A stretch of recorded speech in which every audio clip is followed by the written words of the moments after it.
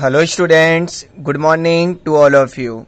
Okay, so in this lecture we are going to start our new topic of voice.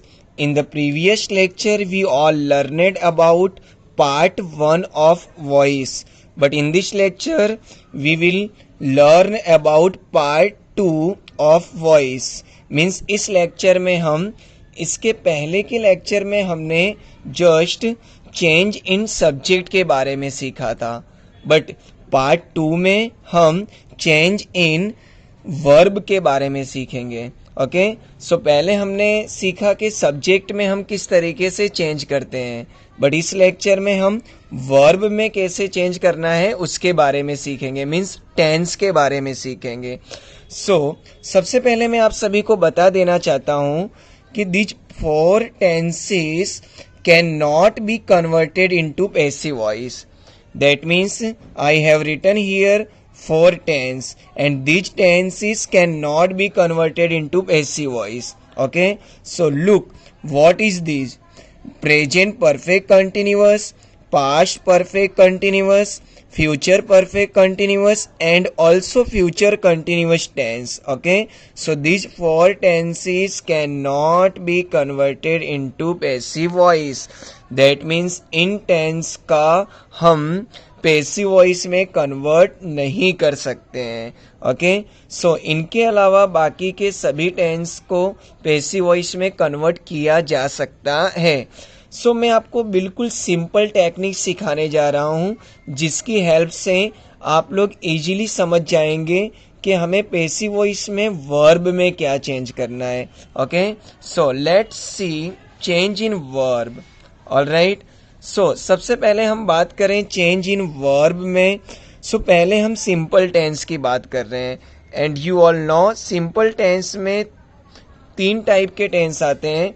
First is simple present, second is simple past and third is simple future tense. Alright, so आप सभी को तो पता होगा कि simple tense की जो verb है दैट मीन्स उसके अंदर कौन सा वर्ब यूज होता है. So you know V1 plus S या ES, that means first form of the verb and with this S/ES. Okay, so इसका हम पैसिव वॉइस में जब कन्वर्ट करते हैं so we will change it HRM plus third form of the verb. That means simple present tense का passive voice में HRM plus third form होता है. सेकेंड, सिंपल पास्ट टेंस में second form of the verb आता है. So simple past tense का passive voice में was were plus third form use होता है. देन अगर हम सिंपल फ्यूचर टेंस की बात करें सो सिंपल फ्यूचर टेंस में will plus first form of the verb use होता है. सो उसका पैसिव वॉइस में कन्वर्ट होगा will plus be plus third form. That means हमें याद रखना है फर्स्ट फॉर्म हो तो HRM, सेकेंड फॉर्म हो तो वॉच वेयर एंड विल हो तो साथ में हम बी ऐड करते हैं. And you know passive voice में always third form of the verb use होता है. सो इसे हमें लर्न करने की नीड नहीं है. हमें पता होना चाहिए कि कोई भी पैसिव वॉइस का सेंटेंस है so we will use third form of the verb. Alright friends, now we will see our continuous tense. So you know continuous tense में भी थ्री टाइप्स के होते हैं, present continuous, past continuous and future continuous.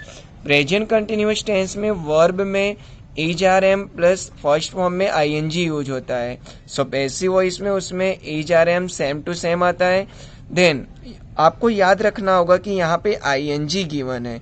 सो कभी भी किसी sentence में या वर्ब में ING गिवन हो so we will use being and plus third form. Okay, now was were plus first form plus ING. okay, it's included in past continuous tense. Now we will change it was were plus being plus third form. And you all know that future continuous tense में किसी भी प्रकार का change नहीं हो सकता है just because it not be converted into passive voice. So we will not change any kind of in future continuous tense. Alright student, now we will see our last pattern of perfect tense. Alright, so perfect tense. You know 3 kinds of perfect tense. Okay, present perfect, past perfect and future perfect tense. In present perfect tense, in active voice, we use have, has plus third form. And in passive voice, you know, have, has plus third form. Okay, किसी भी sentence pattern में third form given है, so we will use been. Alright, so have, has same to same plus been plus third form, वो तो already आता ही है. Then had plus third form means ये past perfect tense में, so had के साथ में हम बीन यूज कर देंगे plus third form already same to same. Then will have plus third form, so will have same to same, then we will add been and plus third form. Alright student, so आज के lecture में जहाँ means मैंने जहाँ तक आप सभी को एक्सप्लेन किया है वो सब कुछ आपको लर्न कर लेना है, जिससे इसके नेक्स्ट लेक्चर में मैं आप सभी को सेंटेंस की डायरेक्ट प्रैक्टिस कराऊंगा और मैं आप सभी को बताऊंगा कि इस चेंजेस के हिसाब से किस तरीके से हमें एक्टिव वॉइस का पैसिव वॉइस में कन्वर्ट करना है.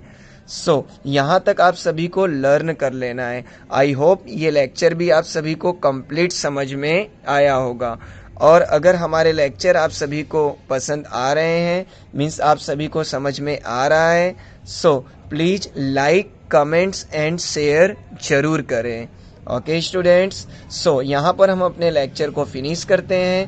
Thank you so much.